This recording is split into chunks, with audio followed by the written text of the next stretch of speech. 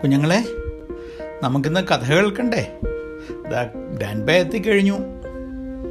ഇന്നത്തെ കഥ ഒരുപാട് നമുക്ക് പഠിക്കാനുള്ള കാര്യങ്ങളുള്ളതാ കേട്ടാ. കഥയുടെ പേര് the percent and the chameleon. Percent എന്ന് പറഞ്ഞാൽ എന്താ അർത്ഥം അറിയാമോ?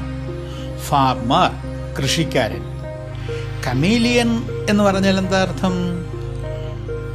ഓന്ത്, ഇഴയുന്ന ഒരു ചെറിയ ജന്തുവാണ് ഓന്ത്. അതിൻ്റെ നിറം എപ്പോഴും ഇങ്ങനെ മാറിക്കൊണ്ടിരിക്കും. ഇപ്പോൾ പച്ചയാണെങ്കിൽ കുറച്ച് കഴിയുമ്പോൾ ചുവപ്പ്, കുറച്ച് കഴിയുമ്പോൾ മഞ്ഞ, ഇങ്ങനെ നിറം മാറിക്കൊണ്ടിരിക്കുന്ന ഒരു ചെറിയ ജീവിയാണ് ഓന്ത്. അതുകൊണ്ട് ചില ആളുകളെ നമ്മൾ കമീലിയൻ എന്ന് വിശേഷിപ്പിക്കാറുണ്ട്. കാരണം എന്താണെന്നറിയാമോ? അവരിപ്പോൾ നല്ലവരാണെങ്കിൽ നാളെ മോശപ്പെട്ടവരാ, പിറ്റേന്ന് നല്ലവരാ, അതിൻ്റെ പിറ്റേന്ന് മോശപ്പെട്ടവരാ. അങ്ങനെയുള്ള ആളുകളും നമ്മുടെ നാട്ടിലുണ്ട്. ഒരിടത്ത് ഒരു പാവം പേസൻറ്റ് ഉണ്ടായിരുന്നു. അയാളുടെ സ്ഥലത്ത് ഒരിക്കലൊരു വലിയ മഴക്കാലം ഉണ്ടായി. മഴ കുറേ ദിവസം നീണ്ടു നിന്നതിനാൽ ആ കൃഷിക്കാരൻ്റെ കൃഷിസ്ഥലമെല്ലാം വെള്ളത്തിൽ മുങ്ങിപ്പോയി. സ്ഥലമേതാ, റിവർ ഏതാ എന്ന് പോലും അറിയാൻ പറ്റാതെ വെള്ളമിങ്ങനെ നികന്ന് കിടക്കുക. കൂടാതെ അവിടമെല്ലാം വെള്ളത്തിൽ താഴുന്നതോടെ അയാളുടെ കുഞ്ഞു വീടും വെള്ളത്തിലൊലിച്ചു പോയി.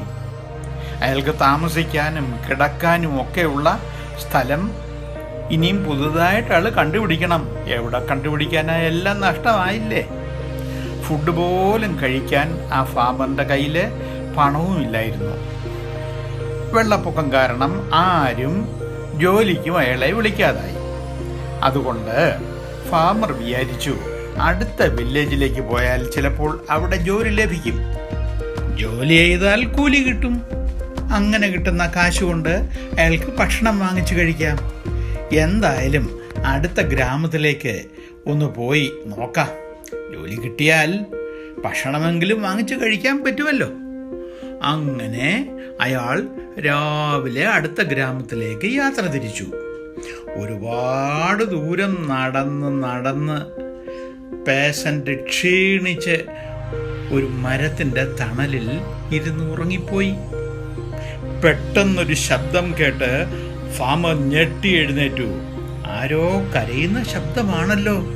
ഒന്നുകൂടെ ശ്രദ്ധിച്ചപ്പോൾ ഇങ്ങനെ വിളിച്ചു പറയുന്നത് പോലെ തോന്നി. നാട്ടുകാരേ, ഞങ്ങളെ രക്ഷിക്കണേ, ഞങ്ങളൊരു കുഴിയിൽ വീണ് കിടക്കുകയാണ്, രക്ഷിക്കണേ. ഈ കരച്ചിൽ കേട്ട ഫാമർ പെട്ടെന്ന് എഴുന്നേറ്റ് 4 വശവും നോക്കി. ശബ്ദം കേട്ട സ്ഥലത്തേക്ക് ഓടിച്ചെന്നു.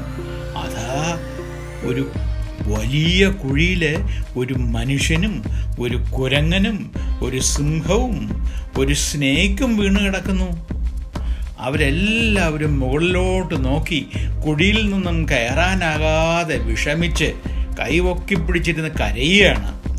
ഫാർമർ അയാളുടെ ക്ഷീണവും ഉറക്കവും ഒക്കെ മറന്ന് കുഴിയിൽ കിടക്കുന്നവരെ രക്ഷിക്കാൻ പരിശ്രമം ആരംഭിച്ചു.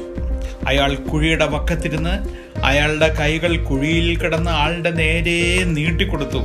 പിടിച്ചോ, ഇതിൽ പിടിച്ചോ, എന്നിട്ട് ഞാൻ വലിച്ചു നിങ്ങളെ വെളിയിലേക്ക് കൊണ്ടുവരാം. കുഴിയിൽ കിടന്ന ആൾ ആ ഫാർമറിൻ്റെ കയ്യിൽ പിടിച്ച് മെല്ലെ മെല്ലെ കുഴിക്ക് പുറത്തു വന്നു. രണ്ടാമതായി കുഴിയിൽ കിടന്ന കുരങ്ങച്ചൻ്റെ കയ്യിൽ പിടിച്ച് അവനെയും കരയിലേക്ക് വലിച്ച് കയറ്റി. മൂന്നാമതായി സിംഹത്തിൻ്റെ നീട്ടിയ കരങ്ങളിൽ പിടിച്ച് അവനെയും കരയിലേക്ക് ഇഴച്ച് കൊണ്ടുവന്നു. നാലാമതായി ഒരു സ്നേക്കാണ്.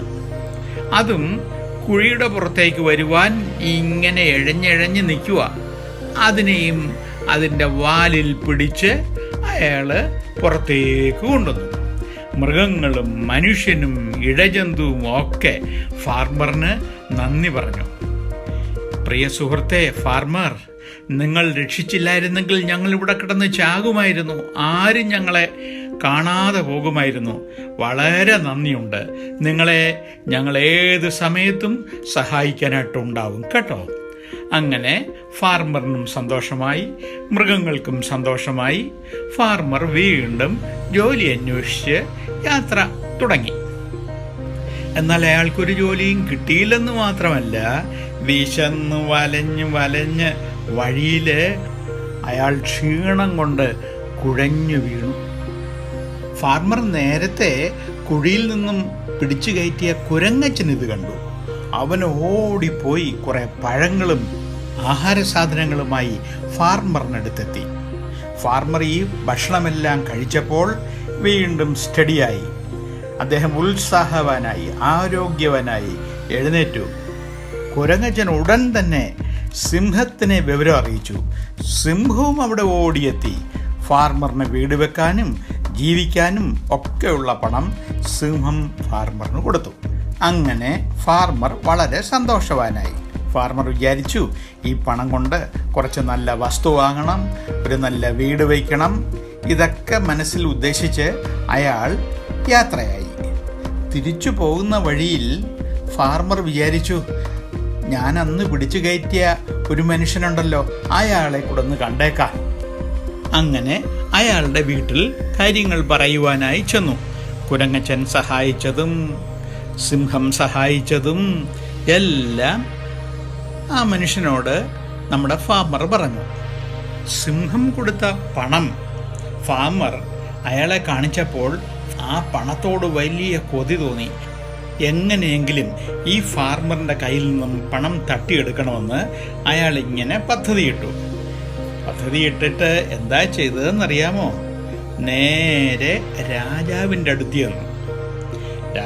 ചെന്നു പറഞ്ഞു, രാജാവേ, ഈ രാജ്യത്ത് ഒരു വലിയ കള്ളനുണ്ട്. അവൻ്റെ കയ്യിൽ ഒരുപാട് കാശിരിക്കുന്നത് ഞാൻ കണ്ടതാ. അവനൊരു ഫാർമറാണ് എന്നാണ് പറയുന്നത്. അതുകൊണ്ട് രാജാവ് ഒരു കാര്യം ചെയ്യണം. അവനെ പിടിച്ചിട്ട് ഈ പണം എവിടുന്ന് കിട്ടി എന്നൊക്കെ അവനോട് ചോദിക്കുമ്പോൾ അവൻ പറയും, ഇത് സിംഹം തന്നതാണെന്നൊക്കെ കള്ളം പറയും. അപ്പം തന്നെ രാജാവ് അവനെ പിടിച്ചങ്ങ് ജയിലിലിട്ടേക്ക്. രാജാവേ, ഈ സത്യങ്ങളെല്ലാം അങ്ങയോട് ഞാൻ വന്നു പറഞ്ഞതുകൊണ്ട് എനിക്ക് നല്ല സ്ഥാനമാനങ്ങളും സമ്മാനങ്ങളും ഒക്കെ തരണം. അങ്ങനെ രാജാവ് ആ ഫാർമറിനെ കൊട്ടാരത്തിലേക്ക് വിളിച്ചു വരുത്തി. ഫാർമറിനോട് ചോദിച്ചു, തനിക്ക് എവിടെ നിന്നായി ഈ പണമെല്ലാം കിട്ടിയത്? അപ്പോൾ അയാൾ പറഞ്ഞു, ഞാൻ സിംഹത്തെ രക്ഷപ്പെടുത്തി, വേറൊരാളെ രക്ഷപ്പെടുത്തി, ഒരു സ്നേക്കിനെ രക്ഷപ്പെടുത്തി, ഒരു മങ്കിയെ രക്ഷപ്പെടുത്തി. സിംഹം എനിക്ക് പ്രതിഫലമായിട്ട് തന്ന തുകയാണിത്. രാജാവ് മനസ്സിൽ ഓർത്തു, ഇവൻ മറ്റയാൾ പറഞ്ഞതുപോലെയുള്ള കള്ളം തന്നെ എന്നോട് പറഞ്ഞത്. രാജാവ് ഉടൻ തന്നെ അയാളുടെ സോൾജിയേഴ്സിനെ, പടയാളികളെ വിളിച്ചു. ആരവിടെ? ഇയാളെ പിടിച്ച് ജയിലിലടയ്ക്കൂ. ഇയാളുടെ കയ്യിലുള്ള ധനവും മറ്റ് സാധനങ്ങളും എല്ലാം നമുക്ക് ഈ വിവരം തന്ന മറ്റയാളുടെ കൈവശം കൊടുത്തേക്കൂ. നമ്മുടെ സമ്മാനമായിട്ടിരിക്കട്ടെ. അങ്ങനെ നമ്മുടെ നല്ലവനായ ഈ ഫാർമറിനെ രാജാവ് പിടിച്ച് ജയിലിലടച്ചു. ആ ദുഷ്ടനായ മനുഷ്യന് ഒരുപാട് സമ്മാനങ്ങളും പണവുമെല്ലാം രാജാവ് കൊടുക്കുകയും ചെയ്തു. ജയിലിൽ കിടന്ന ഈ പാവം ഫാർമർ ഇതെല്ലാം കണ്ട് വിഷമിച്ച് കരഞ്ഞു. ഫാർമർ വിഷമിച്ച് കരയുന്ന ശബ്ദം ഒരു സ്നേക്ക് കേട്ടു. ഏത് സ്നേക്കാണെന്നറിയാമോ? പണ്ട് ഫാർമർ രക്ഷപ്പെടുത്തിയ സ്നേക്ക് തന്നെയാ. ഉടൻ തന്നെ അത് കാട്ടിൽ നിന്നും ഇഴഞ്ഞിഴഞ്ഞിഴഞ്ഞ് ഫാർമർ കിടക്കുന്ന ജയിലിലെത്തി. എന്നിട്ട് അകത്തേക്ക് കടക്കാൻ നിവർത്തിയില്ലല്ലോ, വാതിലാരും തുറന്നു കൊടുക്കത്തില്ല. ആ സ്നേക്ക് ജനലിൻ്റെ കമ്പിയുടെ ഇഴയിലൂടെ ഇഴഞ്ഞ് അകത്ത് കിടന്ന് ഫാർമറിനോട് ഇങ്ങനെ പറഞ്ഞു, സ്നേഹിത, വിഷമിക്കണ്ട, ഞാൻ നിങ്ങളെ സഹായിക്കാം. നിങ്ങൾക്ക് നഷ്ടപ്പെട്ട പണവും മറ്റു സാധനങ്ങളുമെല്ലാം നമുക്ക് തിരിച്ചു കിട്ടുവാൻ ഞാനൊരു സൂത്രം പറഞ്ഞു തരാം. എന്താണെന്നോ? ശ്രദ്ധിച്ച് കേൾക്കണം. സ്നേക്ക് വളരെ രഹസ്യമായിട്ട് ഇങ്ങനെ പറഞ്ഞു തുടങ്ങി.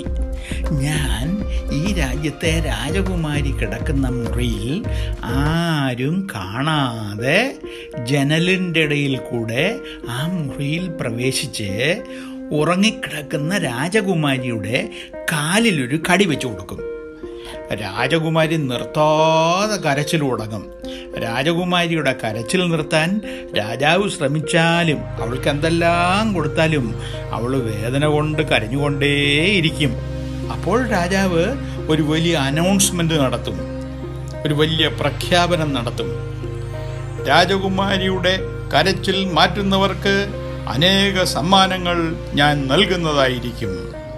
രാജാവിൻ്റെ ഈ അനൗൺസ്മെന്റ് കേൾക്കുന്ന ഒരുപാട് ഡോക്ടേഴ്സ്, വൈദ്യന്മാര് എല്ലാവരും വന്ന് രാജകുമാരിയുടെ കരച്ചിൽ മാറ്റാൻ പല പല മരുന്നുകളും കൊടുക്കും.